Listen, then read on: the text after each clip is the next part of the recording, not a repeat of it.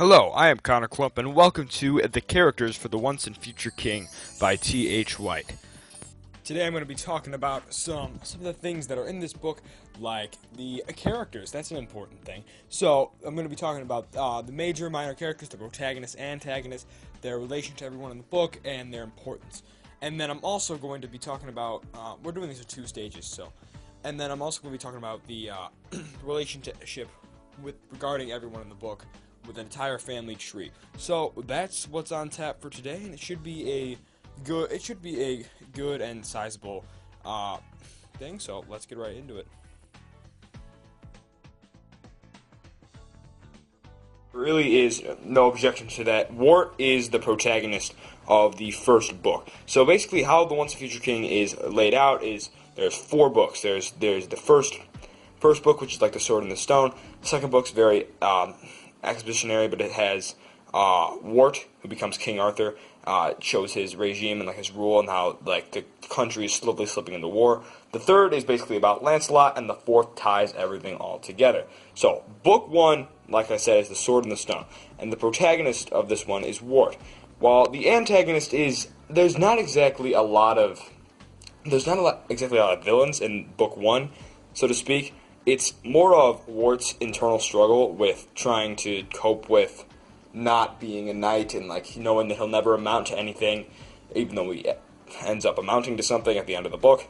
But the antagonists here are really Kai and Morgan Le Fay. So Morgan Le Fay is the villain in one part of the book where they have to go into her castle and storm it and get Dogboy, Wat, and the Friar out. But she's only a small part of it. Kai really is the main antagonist, really. It is the source of Wart's internal struggle and why he feels like he doesn't amount to anything, because Kai is Sir Ector's son, while Wart was adopted. So Kai will take Sir Ector's inheritance one day, and Wart will be left with nothing. So Wart is destined to become Kai's squire when Kai becomes a knight. And that's just something that he has to deal with, and that internal struggle is what makes Kai an antagonist in this part of the book. Number one, I thought I'd label the major characters and the minor characters. And just from the antagonist and protagonist slide I had before, you're probably going to guess who's the major and minor just by that brief list. So major characters, Wart, undoubtedly. So Wart, like I said, is the protagonist of the story, and he's also called Arthur. He's originally called Arthur, but he adopts the name of Wart. That's not his choice, though. It's brought on by Kai, and Kai is the next one. K or Kai, I don't really know. I always said Kai. I think it's just the Chicago thing, the vowels and stuff. So K is kind of he's kind of pompous, and he knows that he's gonna inherit Sir Ector's inheritance. And he's really pompous about it and like really braggy about it, but Wart, in that like I said in the first slide, Wart has to deal with that. Sir Ector is the father of Wart and Kai. I'm sorry about the shakiness on the camera right now. Father of Wart and Kai, and he's not really interested in. I mean, he's proud of Kai and everything that he's done. And he's proud of him becoming a knight, but he's not really interested in Wart. That's what the kind of context clues you get from the book. So you kind of have a sense of a Cinderella story going on here, but it's not exactly the same type of thing. So Merlin's next up. Merlin is the boy's tutor, Wart and Kai's tutor, and Merlin transforms them into various beasts. Like he turns Wart into a merlin, a hunting bird at one point in the book. He also turns him into a fish, and another bird at another point in the book. But he just really wants Wart to learn that there's more to life than just serving Kai, and that's what makes Merlin a very noble character throughout this part of the book. Pellinore, Sir Pellinore is kind of the comic relief for the first part of the book. So we have the first part of the book where you're like getting to know the characters, and you're getting to know them. And Pellinore comes on, he's like, I need to find a beast! And that's kind of comic relief, but he's just a fun character, and he's always looking for this thing called the Questing Beast, which is this mythical creature that has drawn Pellinore's interest. So it's kind of funny. Grumore is Sir Ector's friend, but he comes in a lot during crucial parts of the book, like when they originally find out that there is a sword in the stone, and he's there when that happens. So he's there for a lot of important plot points, which makes him a major character. So some minor characters. Cully, that's Wharton Kai's. That's a hawk, and he's only in for 2 scenes in the book, and he gets stuck in a tree, and that's pretty much the most interesting thing he does in the book. Archimedes is Merlin's owl. Merlin's talking owl. So Merlin doesn't just transform people into different creatures. He also makes them talk. So that's fun. So Robin Wood is Robin Hood. So if you don't know who Robin Hood is, you had a very rough childhood. So Robin Wood he robs from the rich and gives to the poor, and that's pretty much all that there is to that. But he's only in for a small part of the book. Little John. Wait, no, wrong Little John. No, sorry. Well, here's Little John. There we go. Ha. Giant that is a part of Robin Wood's team, so to speak. He hangs out at their camp. Wharton Kai meet them in the woods while they're walking around in the Forest Sauvage. So that's just Little John. Dog Boy, Wat, and the Friar are all captured by Morgan Le Fay, and Sir Ector needs them alive, so they need to extract them during that portion of the book where the extraction occurs. I bundled those 3 up, so we'll just skip right when we go into it. Morgan Le Fay is the evil queen of fairies, and she wants to draw children into her castle just to enslave them, and it's kind of a sick part of the book, so to speak. And it's Morgan Le Fay. So then we go to Maid Marian is Robin Wood's wife, and that's how they get. She's also part of the extraction team that gets Dog Boy, Wat, and the Friar out. And then if you could read that, the Uther Pendragon is the king of England before Arthur, and that happens to be Arthur's father. So that is why Ward is able to pull the sword out of the stone and the anvil at the end of the book. So I just probably said a bunch of stuff there that'll get cleared up in the plot section. Sorry. Book 2 of The Once and Future King. So Book 2 has a lot of exposition elements in it, more so than the first one. It's got a lot of filler in my opinion, but it's still a solid part of the book. So the protagonist is still Wart, but now he's King Arthur since he pulled the sword out of the stone in the first book. So now he's king. And the antagonist in this book is Marguse, a totally new character who lives in Orkney, which is a part of Ireland, I believe. So she's the king's wife in Orkney, King Lot's wife, and she's just the source of all the conflict that goes on, especially in the later part of this book, where the book comes to a conclusion. So it just gets really messed up, and I'll explain it more in the major and minor characters section. Son of King Arthur and Marguse. So what happens between King Arthur and Marguse is Marguse makes a potion that makes King Arthur fall in love with her, which causes her to have a son, Mordred. So, and it's only mentioned in the last part of the book because it's so small, but he's important to the plot. Okay, so we see Kai takes a back seat in this one, especially. Sorry about the shakiness of the camera. So Kai takes a back seat in this and becomes sort of Arthur's kind of squire in a sense, but so the roles have switched. So Wart in the first one, which is King Arthur, would have been Kai's squire, but now Kai is King Arthur's squire. So there's that kind of role reversal there. The 4 brothers. So the 4 brothers are Marguse's sons. Basically, they're not very important to the story, but they're still mentioned quite a bit, and they talk about taking down King Arthur and his reign, and they don't like how they're at war with England. So the 4 brothers, their names, I didn't write them down here because they're long, and I don't really want to write that. Mainly because you guys would think it's hieroglyphics, but you know what? I have them here. So the names are Gawain, Agravain, Gaheris, and Gareth. So those are the 4 brothers, and I explained their importance. So that, and then and that's pretty much it. So that is the major and minor characters of Book 2. On to Book 3. Now we're on Book 3 of The Once and Future King. So we're slipping into the multiple protagonists and antagonists in Book 3. So now, let's just jump right into it. So the protagonists are Arthur and Lancelot. And it shouldn't come as a surprise that Arthur is the protagonist of this book, because he's the protagonist in all 4 books. So spoiler alert for Book 4. he's going to be the protagonist. And Lancelot is also here. He's a newcomer in this one. He's a knight. He's the knight to end all knights, so to speak. He's the one that gets the job done, and he's the best knight that Arthur has at his disposal. And seeing that storyline in this book especially is very, very unique and interesting. So now on to the antagonists. It's Morgause and Mordred. Now, they don't play a huge part in this book, but the underlying factor of them and their scheme that they are plotting and the tension that builds in this book with Lancelot, his story, and then the underlying Morgause and Mordred plot is interesting.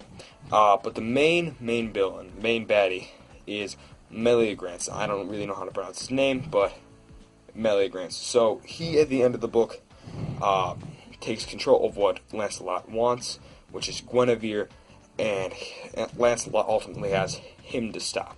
So that's basically the outline of the protagonist and antagonist of Book 3 of The Once and Future King. Now we're on to Book 3 of The Once and Future King. So now we got to get into the major and minor characters for this part of the book.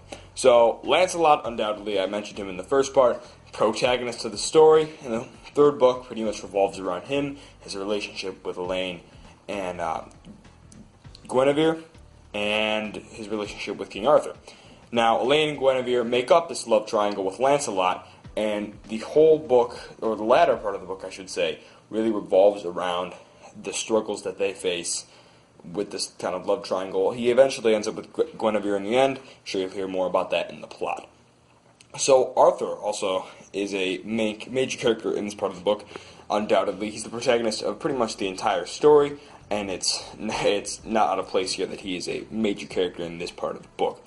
Now on to minor characters. So Uncle Dap, he's a dapper fellow. I should leave. So Dap trains Lancelot once he comes to Arthur's domain, and he teaches him everything that he knows and just helps him to be a good knight. Nymue and Merlin. So Nymue is Merlin's wife. So Merlin, she's in a relationship with Merlin. And Merlin takes a back seat in this one and is a minor character, kind of like he was in the second book as well. He was more major. So the thing about Nymue and Merlin is Nymue, not a very good to Merlin, eventually locks Merlin up in a cavern and leaves him there, but she also is very conscientious about Merlin, so she kind of plays both sides of the coin with that.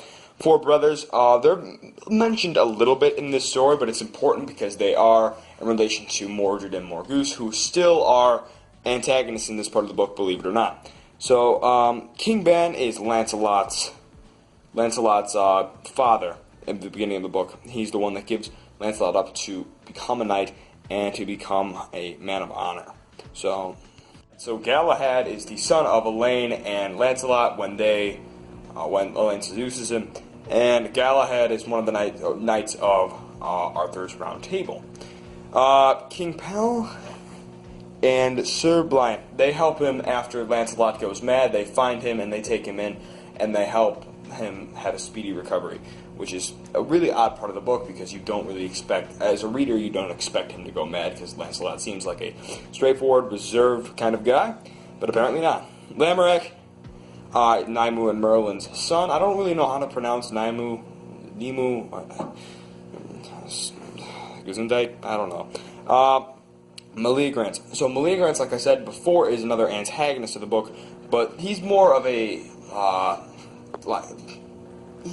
final protagonist, the final boss fight, so to speak. He's the one that is really standing in the way amongst these horrible intentions, and he's the one at the end of the book that Lancelot finally has to beat. So those are the major and minor characters for the third book. Like I said before, this probably doesn't make a whole lot of sense to you, but in the plot, I'm sure it will get covered up. So, you're welcome. With Book 4 of The Once and Future King. So, I'm going to get right into it. The protagonists in this one are Arthur and Lancelot. Shouldn't come as a surprise with Arthur. Like I said, protagonist of the entire book, really.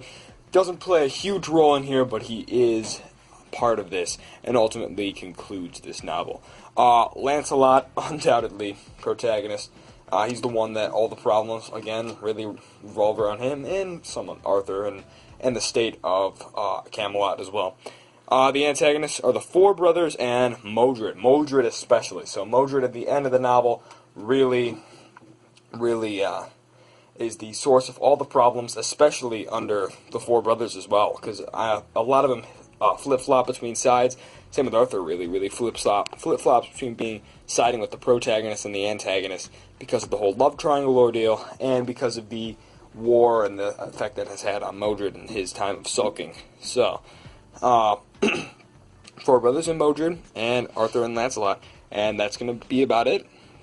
Here we are, we're on the final part of this little episodic thing here. So, book 4. So, major and minor characters here. Major, we'll start with that. Arthur, not a surprise. He doesn't play as big of a role in this one, except for the ending, which I'll touch on in a minute. Lancelot, not a surprise either, really revolves around Lancelot's struggle to find love with Guinevere and also maintain a steady relationship with Arthur and keep Modred's army and Modred himself and the four brothers at bay. Guinevere is also tied into this, and Modred is of course, trying to wage war against Arthur, and he does this through a very elaborate scheme, which I'm sure the plot will touch on.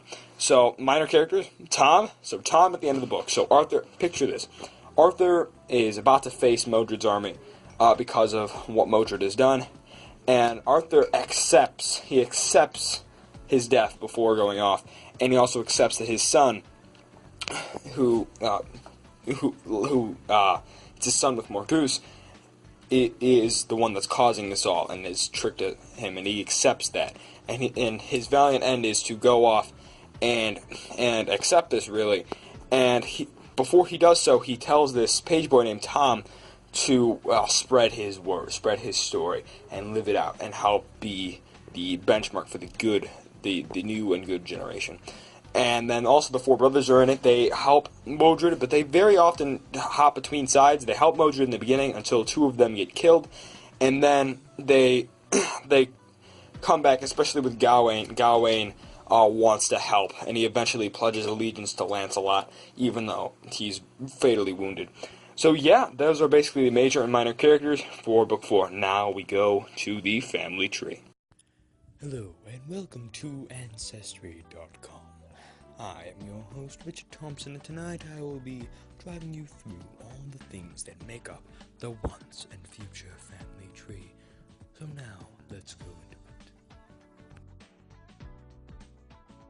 it. Now we have the once and future family tree. I took out the king because I thought it sounded cooler, but the once and future king is what it's based off of. Presented by Ancestry.com. Now, let's dive into it, shall we? So first we start off with the Duke of Cornwall, Igraine, and the Uther Pendragon. Now the Uther Pendragon, as you know, is the king of England. Igraine is Arthur's mother, or wart in the first book, and the Duke of Cornwall is who she's associated with first. Now we move on to Arthur. Now, Arthur has two relationships, one with Morgause after she's under the spell, and one with Guinevere. Guinevere eventually gets with Lancelot through a scandalous relationship. Lancelot comes from a young lad named King Ban. Lancelot also has a scandalous relationship with Elaine, who we will get to later. So, Arthur is here with his relationship with Morgause. They have a son, Mordred, right here, who becomes the antagonist at the final part of the show. Morgause also... I'm sorry, I apologize. This is between Elaine and Lancelot. They have a son, named Galahad, the Holy Grail Master. Now, we'll go to Morgause. Morgause has a relationship with Lod originally. From this we get Gareth, Gaheris, Gawain, and Agravain. And Gawain eventually settles down with Ragul. Now, if we move on to another one of the offspring of the Uther Pendragon and Igraine, we have Morgan Le Fay. Now, Morgan Le Fay has a relationship with Eurens to make Uwain. You go, Wayne. Now, we also move on to... what should we go to next? friends, Merlin and Naimu. How wonderful. Merlin and Naimu, they're right here. They have a loving relationship. King Pellinor, oh, Lamorak is his son. Robin Hood, Maid Marian, oh yes, a very happy couple indeed. And that is basically the entire simplified family tree of the once and future king. As you see, it is presented by Ancestry.com. Here's a key here. I added the blue line just to outline these scandalous relationships. And here is the piece de resistance, the Excalibur. I am an A1 drawer. Here's also Archimedes. So that's going to be it. Thank you for watching, and have a great